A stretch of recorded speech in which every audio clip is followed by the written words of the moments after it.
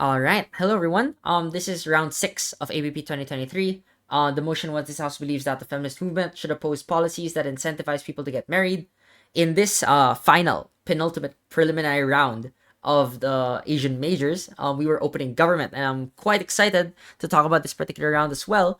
Opening op was IITB 1, closing gov was Ateneo 1, and closing op was NUS 1. All, again, extremely fantastic teams. This was a extremely high quality debate. I like this round. I like the way I approached the round, and since I was prime minister and I had one clear strategy in mind, I just doubled down on this and then just hoped that it would win. And so I think it's quite instructive that the way I wanted to approach the debate was just to focus on one simple centralizing process argument, which is the process argument that is, and if you notice it from the motion, this is immediately the most important thing, that this debate is about policies that incentivize people to get married. And so in a debate like this, where you might be tempted to just say, oh, marriage is good or bad for X or Y reasons, and that the feminist movement cares about this for X or Y reasons, and that the debate is about whether marriage aligns with the values of the feminist movement, my strategy at Prime Minister was just to say that this is a debate about the way in which these policies are most likely to be designed. And these policies are most likely going to be designed in a very, very predatory, in a very, very, very targetive, bad way, such that it is detrimental to women's rights. And it emphasizes the worst aspects of marriage that the feminist movement should oppose. And so I think part of the framing that I wanted to do immediately when I thought about this debate and saw the motion is that even if opposition gives reasons as to why, like, you could, as the feminist movement, lobby for, like, a more reforming version of marriage that beats out the inherent inequalities in marriage, or the religious aspects of marriage that are very traditionalist, or like all other aspects of marriage that might be unequal currently. If opposition demonstrates that feminist movement can propose and lobby these policies well, my argument says that the design of these policies will most likely not be compatible with that version of what you want, and that is why we should still oppose it, and opposing it is a principled obligation for the movement, and it is also one that makes the decisions of women better if we provide them with the support system that is anchored by our opposition to these policies. So I'm doing many things at the same time here, right? By just doing this one focus, by focusing on the way these policies will be designed and how the feminist movement will oppose it, which are all process arguments, by the way, I'm already trying to deal with multiple issues at the same time. And that's why I really try and do this at Prime Minister, because it's the way that I could like set up what I want the debate to be about and how I want everyone else to engage. And I will just talk about how the debate turns out after I'm done with reviewing my speech. All right, let's go ahead. It's already an institution that disproportionately favors men. When states and politicians get involved in the process of constructing these incentives, then we say it gets worse. Opening government will win this debate because we're going to substantially prove the most important argument, which is that when states institutionalize these incentives, they coerce women in a disproportionate way that is worse for more people. These incentives likely include tax breaks for married couples, subsidies for marriages, or under state civil courts, and state propaganda on a mass scale to indoctrinate individuals to want to have children, make it easier for them to have children, and also consequently get married as a consequence. What is the stance from Opening Gov? The feminist movement should oppose these incentives because it is relatively more coercive than not, We think opposition will try and propose to you a variety of things as to what might be likely, but because this debate acts in a generality, we think that the reform of marriage, making marriage more fair, is unlikely and ineffective. And we also think that arguments to say that marriage is helpful for women is also something that we will also respond to, in the sense that if you can demonstrate that marriage inherently preemptively constrains the agency of individuals, these incentives aggravate institutions that are already patriarchal in ways in which people will not want to consent to. So that's why we will demonstrate that it's going to be bad. What is the framing I want to say before my argument? This policy doesn't inherently contradict or interfere with saying the stance that we will abandon women who are in marriage. Because I think Op will misrepresent us and say we're abandoning individuals that are in marriage and they will always victimize them and it'll be worse for these individuals. This is unlikely because there are still incentives for the feminist movement to still support divorce counseling like they do right now, or for individuals who are victims of domestic abuse, which we would argue are consistent with our narrative, because in fact, we say state incentives undermine our funding and our capacity to be able to argue in protection of these individuals, because you say, with the state incentive, that marriage is an all and be all good, that is unanimous and is a public good for all women all the time when they are early, when they are young, most of the time. Let me move on to the argument. So I want to point out, like, this framing actually does end up being very, very important, and I'm very happy that I did this framing.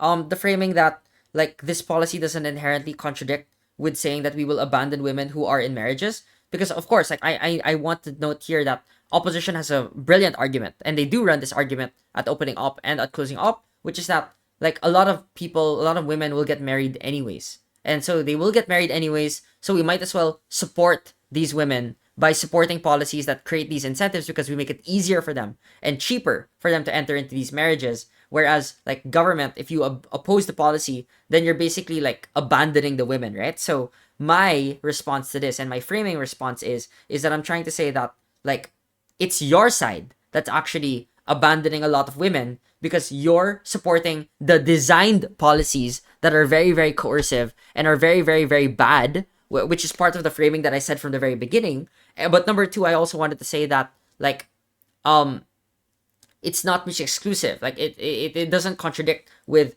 our ability to, like, provide support for individuals that are already in bad marriages. And so, like, divorce counseling, support for divorce, support for individuals that go through instances of violence in these marriages are quite critical, and are actually consistent with our narrative that opposes these particular policies that are very, very, very bad and predatory. So that's the framing that and way I'm contextualizing this debate. Because of course, if I lose this framing, then I will lose the debate, because opposition can get away with saying that, like, oh no, but these policies are very, very, very good. They're very, very productive. A lot of people want to get into marriage quite easily. But my answer is that, like, these policies are what preemptively constrain women. That's why they lose all of those choices. And that's why, like, for the women that would have otherwise not gotten into a marriage,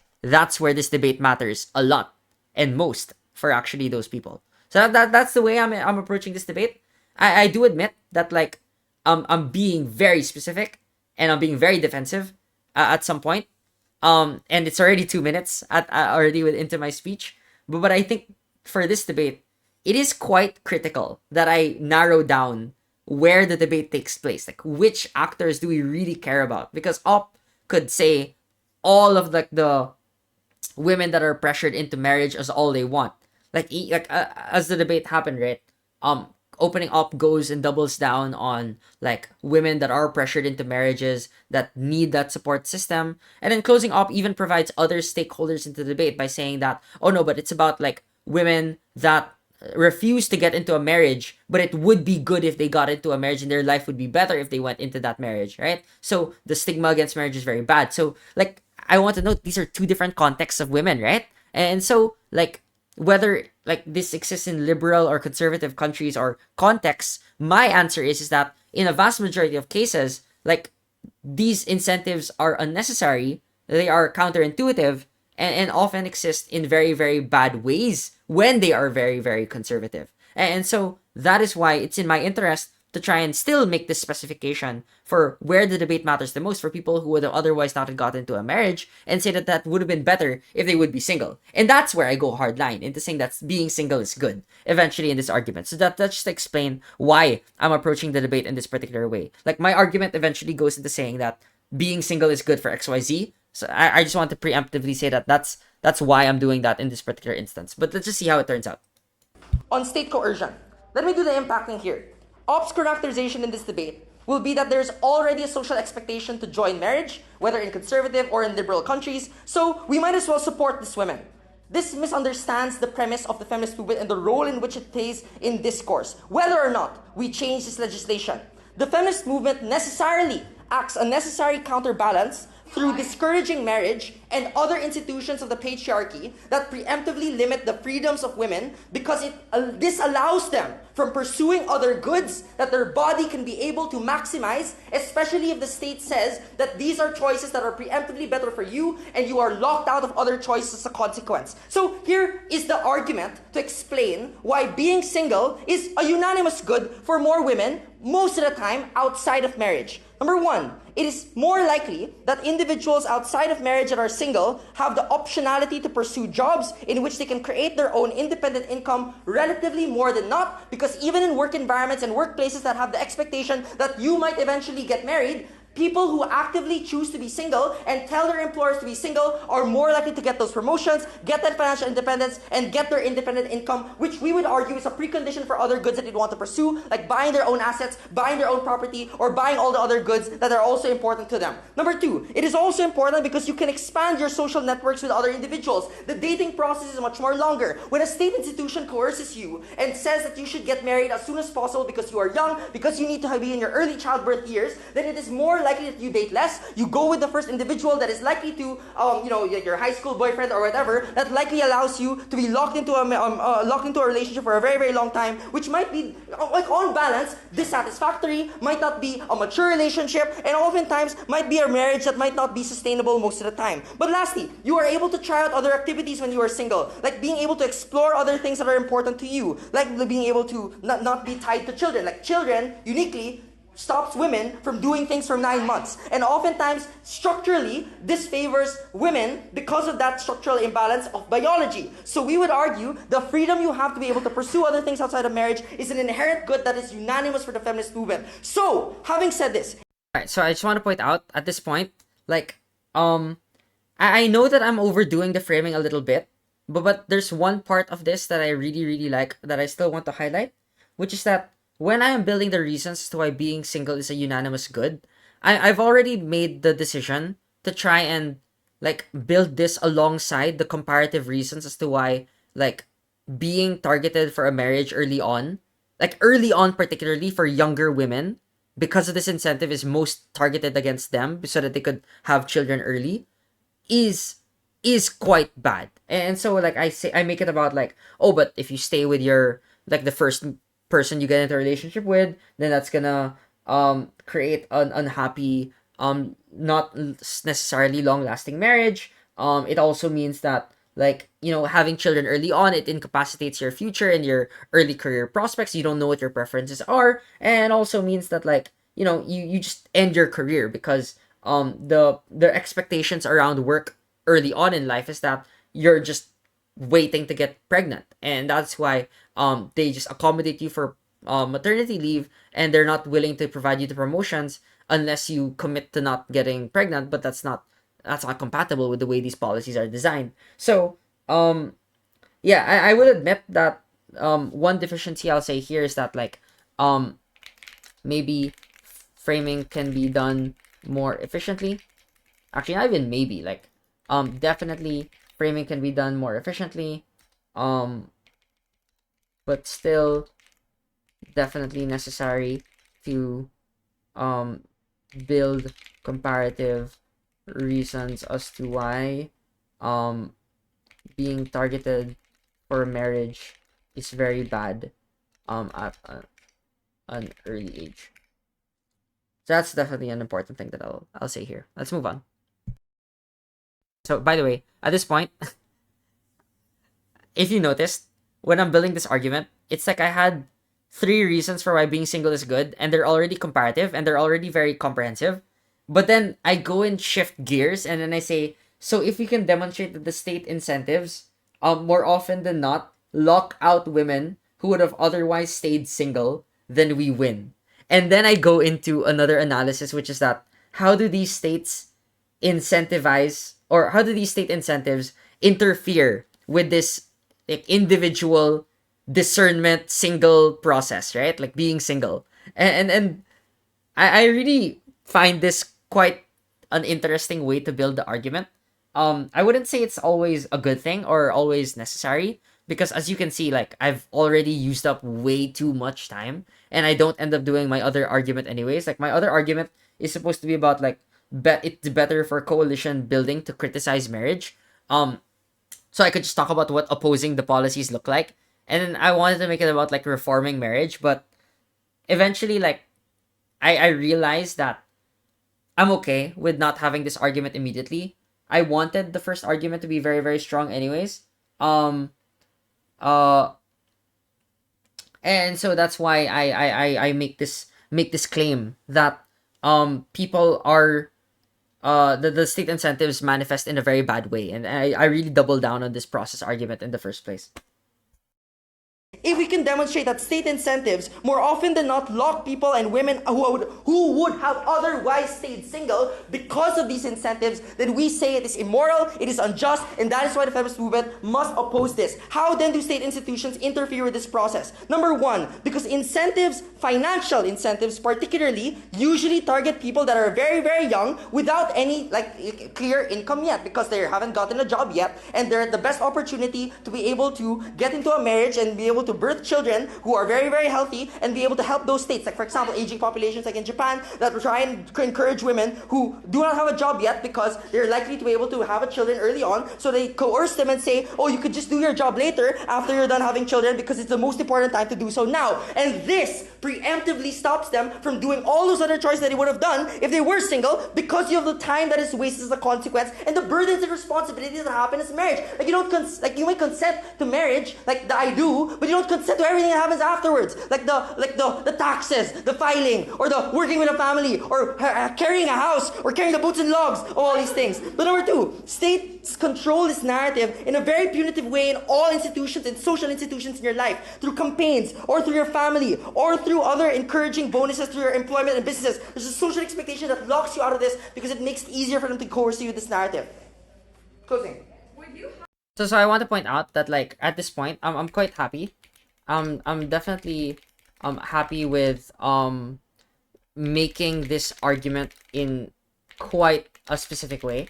Like as you notice, like I'm saying that the incentives are interfering with the individual discernment freedom process. So like, you know, they're targeted very young, and that they are done in a way that's very manipulative through propaganda and through, you know, manifesting an obligation that is tied to marriage contributing to the good of society and to the state. And so I do make it very clear that like, yeah, no, this is like a social expectation that locks you out of other possibilities in life. Eventually I do say that like you know, even if a lot of people still go into marriages because of like values such as religion or other pressures in society, like it doesn't mean that we should be complicit as the feminist movement with an institution and with policies that target women that are very, very vulnerable in this instance. So like it's a good thing that I particularly emphasized the women who are vulnerable to these policies, and why the feminist movement should all the more not abandon them. So I think that's one important thing. Right now I'm about to accept the POI. And I know that I have to do the second argument. I'm probably gonna end up abandoning the argument at this point, or I'm gonna defer it to my teammate. Bea eventually runs this argument anyways. and also does all the responses, but I really should have just run the second argument better by having better time management. The feminist movement oppose policies or Sorry, I'm just gonna go and show what the POI is first. campaigns or through your family or through other encouraging bonuses through your employment and businesses. There's a social expectation that locks you out of this because it makes it easier for them to coerce you with this narrative. Closing. Would you have the feminist movement oppose policies incentivizing childbirth? Oppose policies incentivizing childbirth. Yeah, that's fine. That's fine with me. I think like if you make it harder for them to have a child, then we would argue that is a more relatively unanimous good. And individuals that would have otherwise had a child in your world, we would argue the support structures that we would create as a consequence are better. I want to note, there's a different way closing opposition attempts to change the debate later on. So opening up goes on and makes the debate about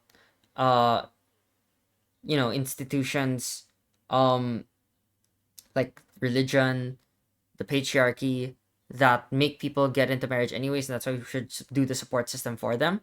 So that's why I pivot into this particular argument, which is that we create support structures in our model already.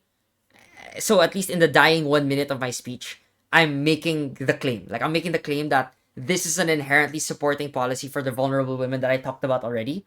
And I'm quite happy with this already. Like, I need to do this argument, definitely. I need to at least make one analysis or 2 points of analysis for the claim. So at least I could do that. Closing up eventually tries to flip the debate and say that, like, women are currently skeptical of marriage, and that's why we should incentivize them. I think my framing already preemptively beats that out a lot. And it's also a framing that I think is quite it's quite self-defeating because a lot of opening opposition already explains that there are many pressures for a lot of women that are already getting into marriage, and so it's likely that the women that don't get into marriage are not ones that are skeptical of marriage, but are ones that are considering it and are pressured into it, but have resistance because they have other pursuits that they would want to have, like being single or pursuing their job or not wanting to have children or waiting it out. But now, because the state designs it in this way to target those people, then that's where the debate happens the most. So I'm not that worried about this potential characterization that you might get from this potential POI, because the POI essentially is trying to hint at saying that, oh no, but we could only just oppose childbirth, but we don't need to oppose marriage. And then of course they would double down in saying that marriage is good because of XYZ for these reasons. But I think my framing already kind of beats that out already here. So I'm quite happy about the framing. At this point, before we finish the speech, I'm just saying that, like, definitely terrible time management on the support structures argument. Should have emphasized how these support structures are created and how they will protect the women I talked about. Yeah, it's quite important part as well that I want to emphasize here. But anyways, I'll just finish the speech first. Our model. Like, here's another analogy I would use. This is analogous to state legislation on abortion. We oppose this even if a lot of women are still religious and want to have children. Even if we are relatively discriminating against women that want to have children by saying that, oh, abortion is good and should be accessible to a lot of people, the legislation in which we allow the optionality for women to choose abortion is an inherent good, and which is why states should coercively not be involved in the institutionalization of these incentives, because it disproportionately changes the way in which they make those decisions. And whether or not any other team in this debate will say that marriage is a good choice or not a choice, the freedom of an individual to determine those costs and benefits for themselves is massively misaligned as a consequence of these incentives. And that is the most important argument in this debate, because it precludes any other outcome. My partner will talk more about coalitions, and that's why we win. Yeah, no, definitely. I definitely gave up on the second argument. I definitely didn't pursue it anymore. I just let I just let Bea do it, my teammate do it, and that was really funny. But anyways, yeah, that's the preliminary rounds for ABP 2023. Thanks guys for watching. I'm gonna do the out rounds soon, and I'll do that recording and then release it the next day as well. All right, thanks guys. Have a wonderful day and enjoy. And goodbye.